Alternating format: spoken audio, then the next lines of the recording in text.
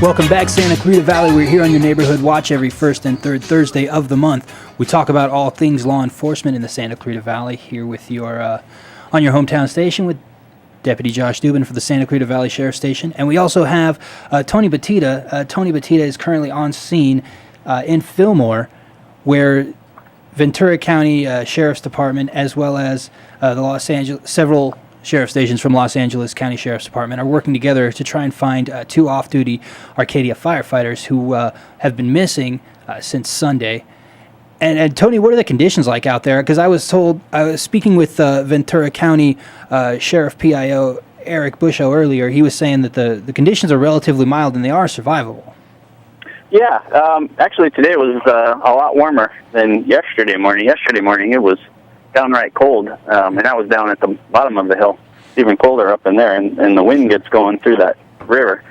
But yeah, it's 14 years ago when I got on the rescue team, my very first search was whiteout conditions up in Big Tujunga Canyon, snow. Jeez. 4 days later, looking for a guy, and I'm like, oh, there's no way anybody can survive this. And 4 days later, the guy was still alive and doing great.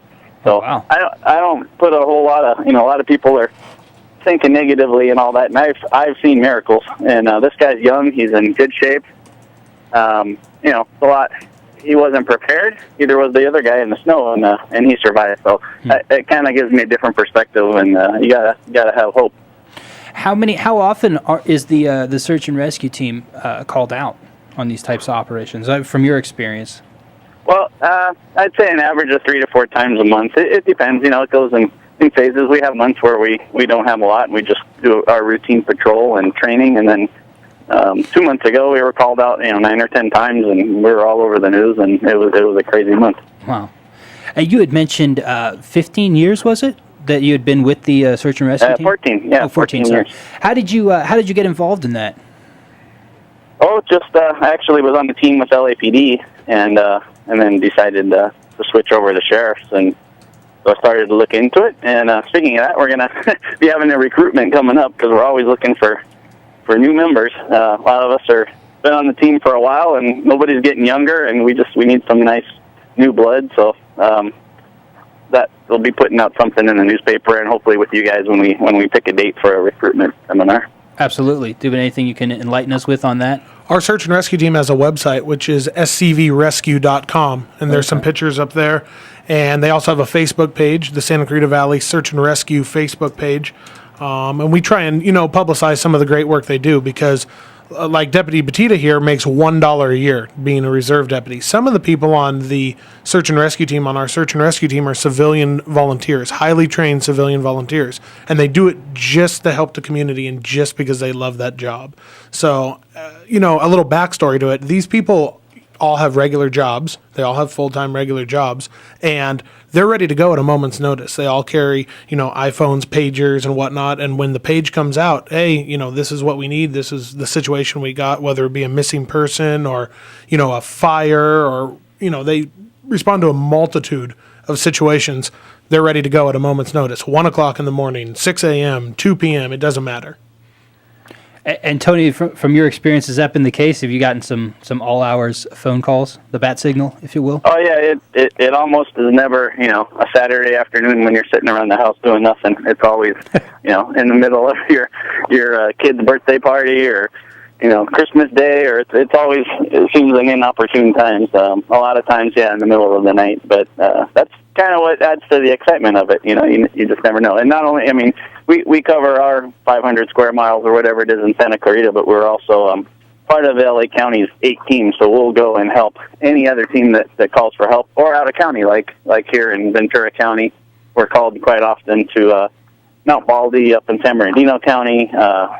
All over. We could go to Yosemite. There's a lot of different things. There's a whole network system with the MRA, Mountain Rescue Association, and where we all help each other with mutual aid stuff. So something happens. Let's say it's 11:30 at night, and you're at home, listening to the Neighborhood Watch or checking it out on YouTube, and you get the call Just got to plug. Outstanding plug, Barry. Good job. Thank you. Yeah, that was good. You worked that right in. I'm working on it. And you get the call out. What happens then, Tony? And do you guys assemble at one place, or do you arrive? Do you call a number, or do you arrive on scene? How do you? Yeah, we call the station's desk, and they'll give us more details of where it is and what it is. If it's local to us, or if it a lot of times we'll get if it's local to us, it'll come out through our sheriff station. If it's a mutual aid call, it'll come through our emergency operations bureau, and we'll call down there, and they'll give us the details, where and when. If it's a mutual aid thing, it's usually, first light, and you gotta give you the address to the command post and all that. If it's for us, it's usually an immediate call, and so we'll call in the station. They'll give us the details, and then we'll give them an ETA, 10 minutes. Sometimes people are at work, and they'll say, yeah, I can make it, but I'm not going to be there for 2 hours. Right. And that's fine. They write it all down, and we show up as we can. Oh, okay. So everybody kind of tries to help each other out and cover their own. Yeah, hopefully. I mean, ideally, you want to have a couple people responding right away, but we only have a few people that actually work in Santa Clarita, and those are the ones that usually can, if they can drop work, they're already there. Right. A lot of the other people, like myself, we don't work in town, so I have to drive back up there. Awesome. Well, Tony, thank you for calling in. We want to say thank you also for your volunteer work with the Santa Clarita Valley Sheriff Station Search and Rescue Team. We do appreciate what you're doing out there, and we wish you the best. And hopefully, we can find this off-duty firefighter and get him home. Great. Thank you very much. Appreciate it. All right, you're welcome, sir. You have a good one. All right, you too. Bye. We got to take a quick commercial break on your hometown station, KHTS, AM 1220. Oh, I'm going to get in trouble for that. What you gonna do when Chevy John Brown come for you? Welcome back, Santa Clarita Valley, on your hometown station, AM 1220 KHTS. That was a lot of energy. Thank you. Nice. Thank you, Deputy Josh Dune, a very special guest in the studio from the Santa Clarita Valley Sheriff Station Crime Prevention Unit. We talk about every first and third Thursday of the month. We talk about crime and what's happening in outreach, and we try to highlight the good, but we also let people know about what's happening in their neighborhood when there's something going on. And Deputy Dubin, we were just talking about what's going on with the paseos and summer activity, and you guys put out a nixle saying parents have to make sure, especially with the summertime, with the kids having so much free time, and there's a lot of programs being offered out there by the city of Santa Clarita. There's a lot of activities they can do, and that was part of the nixle. But the other part of it is that sometimes there's mischief that can be happening, and there was a case of that. There was several incidents reported that happened on the paseos. There was 2 individuals that have been detained as a result of that investigation. And can you talk to me a little bit about what happened, Deputy Dubin, for those who haven't read the story on Hometown Station? Right. And, we've gotten a couple Facebook questions. I actually got a couple telephone calls and emails regarding this, too.